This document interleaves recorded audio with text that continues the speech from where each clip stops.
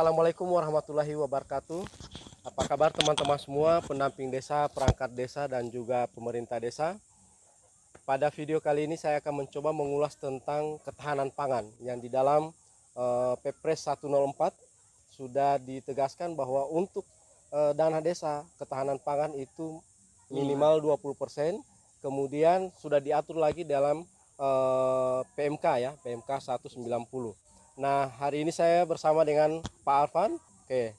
Dan saat ini kita berada di salah satu tempat yang dibangun oleh dana desa, yakni di Desa Kuala Lumpur, dan ini adalah wisata sawah ya, yang dibangun lewat dana desa. Dan pada malam tahun baru kemarin ini sudah diresmikan oleh Bupati Bualemo. Nah, untuk teman-teman yang ingin berwisata, kami rekomendasikan silakan mengunjungi tempat ini. Desa Kuala Lumpur, Kecamatan Paguyaman, Kabupaten Bualemo. Sebelum kita bahas tentang ketahanan pangan, jangan lupa like dan subscribe channel ini, channel Silaturahim Pendamping Desa dan Perangkat Desa. Oke, Pak Arfan, terkait dengan Perpres 104 untuk ketahanan pangan, kira-kira bagaimana? Terima kasih Pak Opan, sahabat kita semua dan sahabat desa. Di sore hari ini kita akan berbincang santai ya, diskusi santai terkait Perpres 104 minimal 20% ketahanan pangan dan sudah diberi penegasan dalam PMK 190. Jadi saya kira Pak Opan, kalau kita simak dari beberapa penjelasan dan diskusi oleh Kementerian Desa dan beberapa pihak yang terkait, ketahanan pangan hewani ini bukan bicara soal tersedianya atau kecukupan terhadap pangan dan hewani di desa, tapi bagaimana masyarakat mengakses. Nah, ini juga penting, bagaimana masyarakat mengakses, membeli, bahwa masyarakat ketika mengakses pangan dan hewani yang menjadi kebutuhan mereka itu mudah, bisa dijangkau. Nah, kalau kita lihat contoh-contoh kegiatan dalam Permendes 7 ini, sebenarnya contoh-contoh kegiatan ini kalau kita lihat sesuai potensi desa, saya kira masuk. Misalnya pemanfaatan lahan kosong milik desa. Jadi ini juga menarik, dimanfaatkan kemudian dikerjakan melalui padat karya tunai. Nah, kemudian misalnya ditanami apa? Misalnya ditanami cabai atau tomat, apalagi sekarang rica ya, lagi naik-naiknya harga rica ya. Opan. Kemudian ada juga misalnya kalau bagi desa yang ada pasar, tentu kayak seperti di Loato, berarti bisa dipelihara atau ditingkatkan fasilitasnya. Nah, kemudian misalnya soal pemanfaatan, misalnya kalau ada kandang, pembuatan, atau kalau misalnya BUMDes sudah memiliki kandang, berarti tinggal bagaimana di sana ada ternak ya, ternak sapi kah atau ayam juga bisa, atau seperti apa. Kemudian kalau di sawah-sawah ini sebenarnya bisa kalau misalnya dibuatkan budidaya ya, budidaya ikan. Nah, banyak sebenarnya yang terkait dengan pangan dan hewan ini yang menjadi potensi desa yang mudah kita anggarkan melalui anggaran 20%, Pak Opan. 20%. Ya, dan paling bagus itu kemudian dikelola oleh BUMDes. Nah, karena ini BUMDes menjadi sebuah badan usaha, berarti orientasinya itu di samping dia mempertahankan ketersediaan pangan, dia juga bisa berdampak terhadap pengembangan ekonomi desa.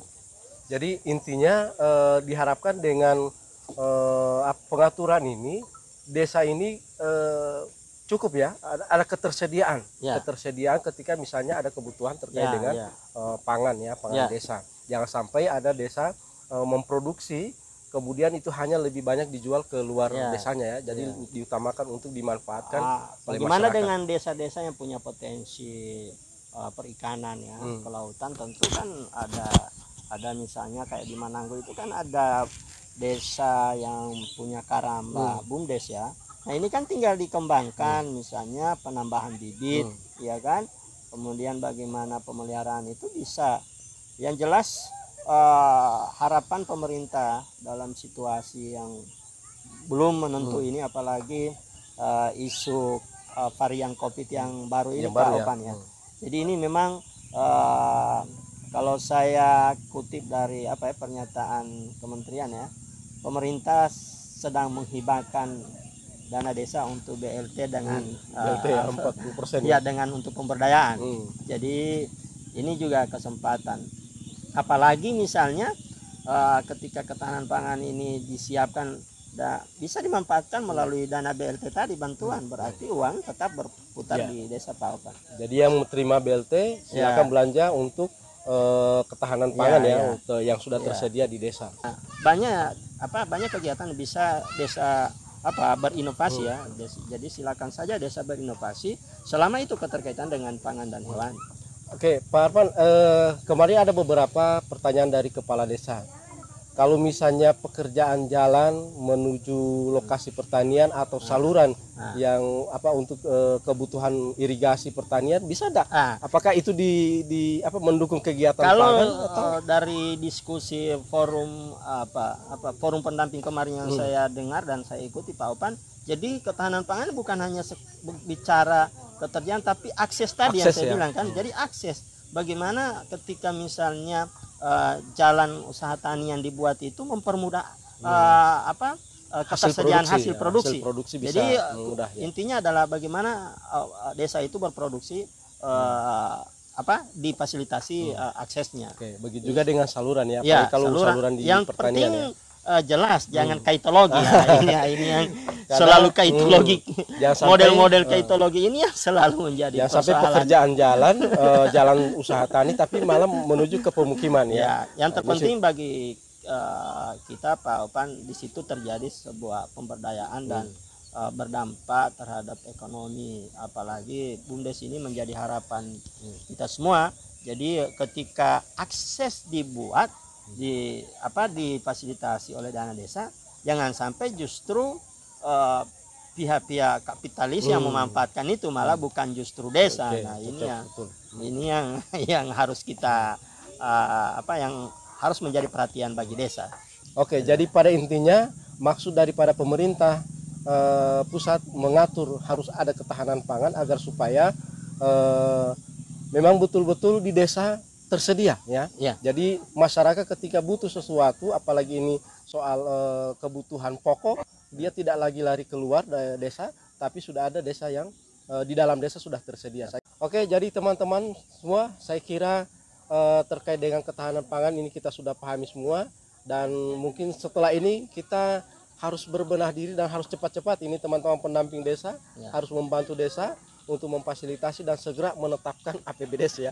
Dan ikuti terus video ini, dan insya Allah kita akan bahas lagi di tempat wisata lagi ya, di tempat yang lain kita akan cari ada di desa. Jadi perlu diinformasikan juga Pak Opan bahwa Kecamatan Paguyaman tahun 2021 ini ada beberapa desa yang memang fokus pembangunannya infrastruktur ekonomi luar biasa, mulai dari Bongon Nol, Ulawa, Permata, kemudian ada Kuala Lumpur, ada sosial. Nah, ini sebuah model membangun yang sudah harus kita contoh. Oke, mantap. Luar biasa untuk Kecamatan Paguyaman. Terima kasih teman-teman semua. Assalamualaikum warahmatullahi wabarakatuh. Salam desa.